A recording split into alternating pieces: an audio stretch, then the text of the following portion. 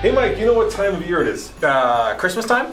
Yes indeed, but it is my favorite time of year because it's that time of year when we announce the winners and the losers, the best and worst selling cars of the year.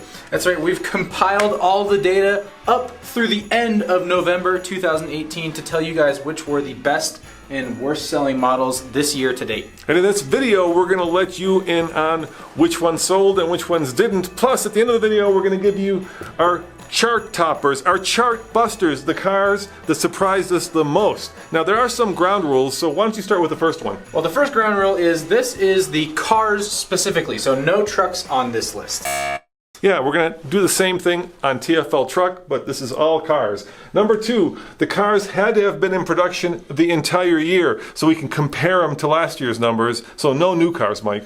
Yes, the third thing is that there are no GM sales figures on this list. GM this year switched to doing their sales figures quarterly, which means every 3 months, and so we don't have their whole year of sales figures just yet. And I gotta thank Good Car, Bad Car for these numbers because this is where we got them from. So thank you guys for putting together these comprehensive lists. So let's cut right to the chase and let's start with the best-selling cars. And as always in TFL fashion, we are going to count them down from 10 to 1. So Michael, go at it. Start at number 10, and I'm going to give a little commentary as to what I think is happening on the list and why I think this car is selling well or not.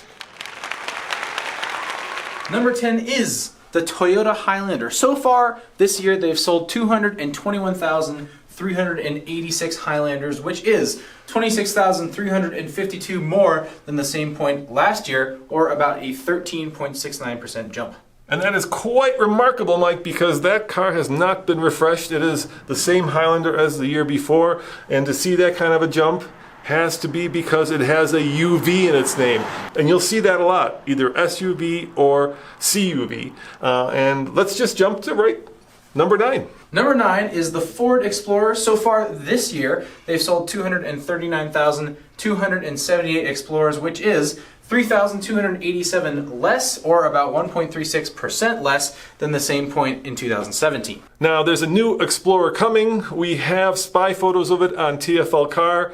We've actually posted videos of it to TFL Now, so check it out. The new one's kind of lower, leaner, kind of meaner, Mike. I can't wait to see it. I can't wait to drive it. All right, number 8, please. Number 8 is another Ford. It's the Ford Escape this time, and so far this year, they've sold 252,081 Ford Escapes, which is 29,962 less than at the same point in 2017, or about a 10.62% decrease. Yeah, that's a significant decrease. And I think that's because the Escape is starting to get a little bit long in the tooth. So it's time for a new Escape, and Ford is committed to keeping their crossovers, even though they've done away with most of their cars or are doing so. So speaking of cars, look at that. Number 7 is what? It's the first sedan on our list. It's the Honda Accord, and so far this year Honda has sold 262,444 Accords, which is a huge drop from the same point in 2017. 38,096 units less compared to the same time last year, to be exact, or about 12.68%. I think that has to do with the huge wave of crossover and SUV sales that just keeps growing. I can't believe how popular crossovers and SUVs are, and I think people like sitting up. I think people like the all-weather ability to have all-wheel drive, and even though the Accord is relatively new, it's still down a significant percentage. Now, the number 6 car has actually just been refreshed. It has, but it also has dropped off quite a bit. Number 6 is the Toyota Corolla. So far this year, Toyota has sold 278,293 Corollas, which is 30,394 less than the same point in 2017, or about a 10% decrease in sales. And actually, I said refreshed. I should have said all new because we just reviewed the brand new one. Actually, you reviewed it. And if you want to see that, it's on this channel. Toyota has basically made their cars a lot more emotional, a lot more engaging. And the new Corolla is part of that trend. And I think they're doing well with their kind of more impactful, meaningful design language. All right, number 5 is the Honda Civic. The Honda Civic, so far this year, sold 299,876 units, which is an even bigger drop-off, 46,004 units less than the same time in 2017, or about 13.45%. What's happening to sedans, dude? Well, I think if we wait till we get to the bottom of this list, we'll see where those sales are coming from. So let's just jump to number 4, please. Number 4 is the last sedan we're going to talk about in the top 10 bestsellers. It's the Toyota Camry. So far this year, Toyota has sold 314,346 Camrys, which is, again, a huge drop-off, 29,404 less, or about 8.55% less than the same point in 2017. Dude, I gotta say, I love that kind of more sporty, aggressive Camry that just came out. Those 4 exhaust pipes that coming out the back. It looks like a sports car, and it's a 4-door sedan. All right, now we're gonna see where a lot of those sales went. Number 3 is the Honda CR-V. So far this year, Honda has sold 336,942 CR-Vs. That is a slight decrease from the same time in 2017, about 4,656 less, or a drop-off of 1.36%, but not a huge drop. Yeah, and I talked with the Honda folk, and they're really happy with how well the Honda is selling. And these next 3 cars are compact crossovers. They're in that segment, but because everything's gotten so much bigger, they don't feel or seem very compact. So even though they are compact crossovers, they're not that compact. And let's face it, Nissan, they're doing a little bit of, well, they're kind of bending the rules here because they're combining 2 vehicles in one, the Nissan Rogue and the Rogue Sport. Now, the Nissan Rogue is, of course, a family compact crossover, whereas the Rogue Sport, that's a much smaller vehicle. It's more of an empty nester, maybe for recent college grads, but they're combining the numbers as if there were one. So let's talk about those numbers. So far this year, the Rogue family has sold 369,587 units, which is an increase compared to the same time in 2017 of about 6,194 units, or a 1.73% jump in sales compared to the same time in 2017. All right, editor, add a drum roll, please. We're at the best-selling car of the year, and it is, of course, Mike, the Toyota RAV4. What else could it be? So far this year, Toyota has sold 388,499 RAV4s. That's like a truck sales figure, dude. That's a lot of RAV4s. It's up from last year, too. At the same time, in 2017, they had sold 13,447 less, so they're up 13,000 this year, or up about 3.59%. And you know what's crazy about that? This is the old RAV4. There's a new one that's coming next year that has, a more efficient all-wheel drive and hybrid system, much sportier looking. Heck, there's even an Adventure. We've actually driven those. Nathan just drove it. Once again, on this channel, we have the review. But let's get to the part that you've all been waiting for, and I've been waiting for, which are the worst sellers. All right, Mike, take it away.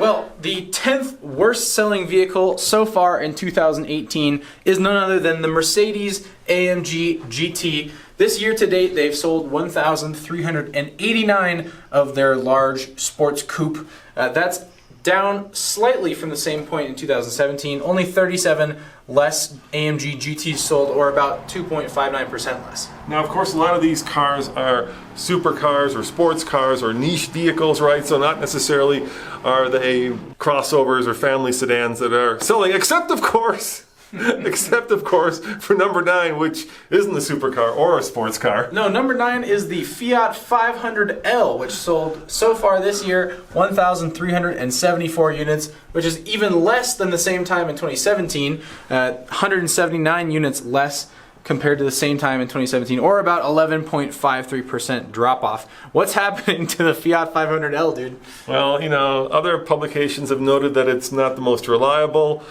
We've noted that it's kind of a goofy looking car. The dealership network isn't built out, but let's face it, it's just probably the wrong car for the wrong country. All right, let's skip to number 8. Number 8 is a small German sporty coupe. It's the Audi TT. So far this year, Audi has sold 1,273 TTs, which is 784 less than the same point in 2017. 38% less, Roman. What the heck happened to the TT? I don't know, but I feel actually bad because I got to drive the TTRS with that 5-cylinder turbo. It is a badass ride, dude. I love it. I think it's fast. I think it's fun. 5-cylinder sounds like a pissed off 8. It's the kind of vehicle that should be selling like hotcakes. Maybe it's because, once again, it's not a tall crossover. And neither is number 7, Mike. No, number 7, though, is another Audi vehicle. It's the Audi A8, their giant, huge luxury sedan. So far this year, they've only sold 1,219, which is a big drop-off, 1,642 less than the same point in 2017, or about 57.39%. But we think there's a good reason for that, Roman. Yeah, the A8 is old. There's a new one. I just got to drive it. The new one is a technological tour de force. It basically drives itself. I mean, Audi probably could make it drive itself. It's got all kinds of tech, including like jumping out of the way before an accident. It really does. I'm not making that up. Once again, check out the video. And let's talk about the next Audi on the list, which is the Audi R8. We're back to an 8. So far this year, they've sold 848 R8s, which is an increase from the same time in 2017 of 142 units, or up 18.44%. Why is the R8 doing better? one word, Mike. One word. What's that? Iron Man. I'm gonna go with. Well, all right. Let's go with number 5. Number 5 is another 8. It's the BMW i8, and so far in 2018 they sold 675 i8s, which is again an increase of 267 units compared to the same time in 2017. That's up 65.44%. Why is the R8 and the i8? Why are those doing so much better than they were last year? Well, they also came out with a new convertible version. They did. You know, I love that car. It is sexy as. It's got an issue, and I think that's why the numbers are so low. First of all, it's expensive, well over 100,000. But that's not the issue. The issue is it looks like freaking fast, like a supercar, but it's not. You know, it barely puts out over 400 horsepower, and it looks like a car that should put out over 800 horsepower. But nevertheless, it's up in sales, so I think styling is winning. Number 4, a very old car. Very old car. Number 4 is kind of ancient at this point. It's the Nissan GTR. So far in 2018, they've sold 513 GTRs. That is not a lot of GTRs, and it's even less than they did in the same time in 2017. 29 units less, or about a 5.35% decrease in sales of Godzilla. What happened to the Japanese supercar? You know, Godzilla's getting a little bit, you know, Godzilla's a walker. a little bit of a walker now. Godzilla needs a bit of testosterone. All right. Number 3, the Kia K900, a perennial bad seller. You know why, Mike? Here, just do this, and you got the reason. No. Okay, in Korea, in the Korean market, the K900 is called the K9. Obviously, here in the U.S., people think of a K9 as a dog, so they added 2 zeros to the end of the name to fix that. It doesn't help sales a whole lot. They've only sold 299 K900s so far in 2018, but that's even less than they sold in 2017. In 2017, they sold 121 more. It's a decrease of about 28.8%.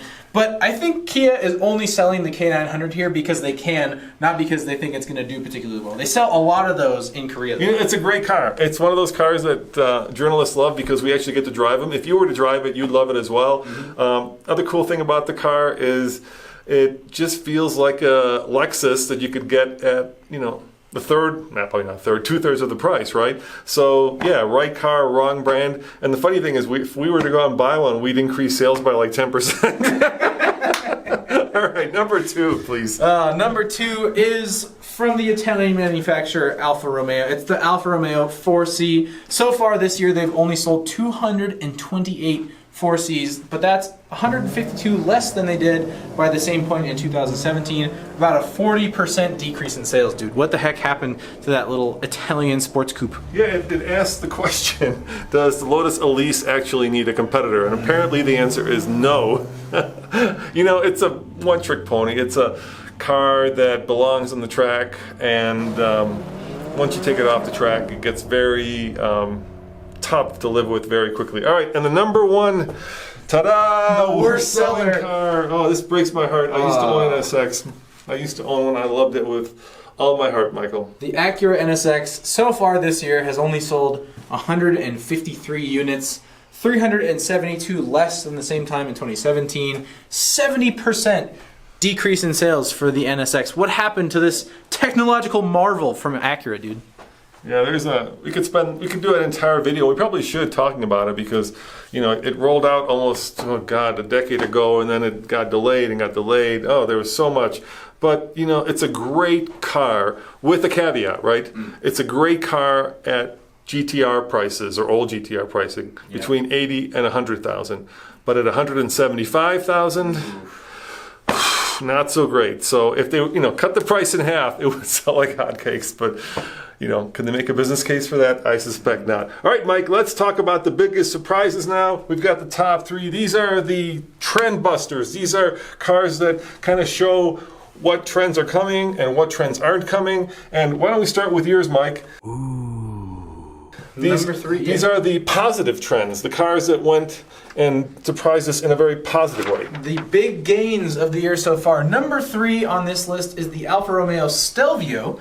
They sold 11,000 Stelvios so far this year, which is an increase of 9,256 units compared to the same time in 2017. 536% increase compared to 2017. Yeah, crossover, Italian, Alfa Romeo, sexy, what's not to love? It's got everything that you'd want in a crossover, and that's why you've got such huge numbers. All right, number 2 is interesting. Number 2 is interesting. It's the Jeep Wrangler, and so far this year they've sold 220,000 Jeep Wranglers, an increase of 43,410 units, or about 25% jump compared to the same time in 2017. And the reason that's so surprising is because one of the months this year, dude, they almost outsold, what was it, one of those Japanese sedans with the Wrangler alone. Yeah, it did. It almost outsold in May, I believe it was, the Accord and the Camry, which is crazy. So what we've got there is a brand new vehicle, right? Mm-hmm. And to be fair, this year they sold both the old JK and the new JL. Right, so it's kind of two vehicles. Yeah, so it was kind of two vehicles. They were discounting the JK, so that has a lot to do with why they sold that many. But nevertheless,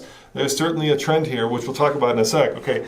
But before then, let's talk about number 1. Number 1 is the Tesla Model 3. So far this year, they've sold 115,000 Model 3s, which is an increase of 114,660 units compared to 2017, or at least the same point in 2017. A 19,000% increase. Now, obviously, those two numbers, these bottom ones, the increase is a little staggering, but that's because they barely sold any in 2017, right? Yeah, so with these 3 cars, you've got the 3 biggest trends in the automotive world right now, right?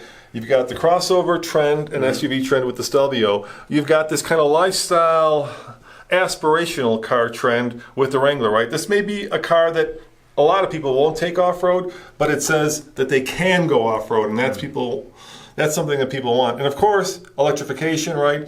Yeah. The Model 3 is right down the middle of where the future car is going, and so people want to be part of the future, and that is expressed in that. And what's amazing is that not one of these major manufacturers has yet built a car that directly competes and wins against the Model 3. The closest is the Chevy Bolt. Mm-hmm. They're not here, but the Bolt still looks like kind of a frumpy, crossover-y kind of thing. It doesn't look like a car of the future. This has it all. It's electric, it's got range, it's got autopilot, it's got futuristic styling, both inside and out, and it's got the Tesla mystique. So let's talk about the one that you're probably once again waiting for, and these are kind of the most interesting losers of the year. And why don't you start with number 3, Mike? Well, number 3 is a disappointment for me personally, Rowan, because it's the Volkswagen Golf, which I own a Volkswagen Golf. So far this year, they've sold 39,846 Golfs, which is 24,603 less than they had at the same point in 2017, a drop-off of 38.17%. What happened to the Golf? It's probably what happened to Volkswagen, right? Volkswagen seems to be kind of staggering from one crisis, self-inflicted, to another one. They've made a commitment to go all electric, and the Golf is yesterday's car, unfortunately, and I think those numbers represent that. How about number 2, Mike? Number 2 is the Infiniti QX30. So far in 2018, they've sold 7,454 of these, which is a drop of 5,809 less than they had in 2017 at the same point, or about a 44% drop-off. But why is the QX30 selling so poorly? Well, what Mercedes is it based on, Michael? The GLA 250. That's right. It's a rebadged Mercedes, and I think we've had a few rebadging. Mm-hmm. We've had the Fiata, which is basically a FCA version of the Miata. We've had, of course, the QX30, and I got to tell you, it's one trend that was popular when I was a young man, and I'm not happy to see it come back, and hopefully this does not bode well for that trend. So, just develop the cars on your own, give it brand identity and stop basically making another brand's car your own, because if you actually look at a QX30, you will find a handful of Mercedes logos on it, which is weird. Especially under the hood, right? Yeah. It's really weird to see a Japanese car with Mercedes badges under the hood. Yeah. All right, last but not least, our biggest, worst surprise of 2018 so far is the Jaguar F-Type. So far this year, they've sold 2,071 F-Types, which is 1,646 less than they had sold at the same point in 2017. 44% drop off, once again, of this British luxury sports coupe. What happened? Well, I think that represents another trend. First, the F-Type has been around a while now, so it's no longer new. It's been basically the same car for at least 3 or 4 years now. But let's look at these in kind of a broad term way. The Golf, I think, represents, once again, the crossover SUV trend. So it's not as much as it tries to be, right? There are different variations of it. There's a station wagon version, but nevertheless, it's still a typical 4-door hatchback. Yeah. This, I think, represents, in 2 ways, rebadging and perhaps expensive small cars. And for a while, kind of expensive small cars have been a thing in Europe. They haven't been a thing here in America. If you wanted something that was expensive, you expected it to be big and not small. And I don't think that small kind of bespoke, high-end luxury brand vehicles do well in America. Yeah, not right? in that, you category. can see that there as well, right? TT didn't do so hot. It just doesn't. The 4C didn't do so hot. Right, yeah, exactly. And these are sports cars, but nevertheless, same idea. Same idea, yeah. And the number one, this is the one that hurts me the most, and it's the same as this one in a way. Sports cars, dude. Sports cars they're falling off a cliff. They're falling off a cliff, yeah. Right now, sports cars are out of favor. And this is actually a really good car. The F-Type is sexy. This is the one I would buy and hold on to. You know, this is the one that's going to be very collectible. It's got everything you'd want. It's got the name, it's got the look, it's got the engines. The sound. It's got the sound, and yet it's not selling. It's always been a niche vehicle, but nevertheless, sports cars are being replaced by this, because let's face it, this is faster in some cases than this. Can be as I'm not sure it's faster, but it can be as fast as that, because electric cars are all about torque. Well, guys, there you have it. Some trends. Once again, thanks to Good Car, Bad Car for letting us compile all these numbers. Michael, if you had to choose one of these vehicles, worst or best, which one would I take? Which one would you buy? Yeah, just pick one that you would, unlimited budget, pick whichever one you want. Oh, geez. I think it's got to be the Audi R8. Naturally aspirated V10, oogles of horsepower, German engineering, and a Lamborghini engine. I don't know what else you need. I know. The Wrangler, dude. Okay. It goes off-road. It's a convertible. And it's one of my favorite vehicles on this entire list. You kind of do own. Well, your son owns one of those. Yeah, we own a JK. Yeah, so, a JL is so much better. And sales numbers show. As always, this is Roman. And Mike. Saying thanks for watching, and check out tflcar.com for more news, views, and of course, real-world reviews. And thanks for hanging with us. This has been a long video, but I hope you've enjoyed it. Let us know in the comments below what car you would want and what car you wouldn't. See you guys next time. Ciao.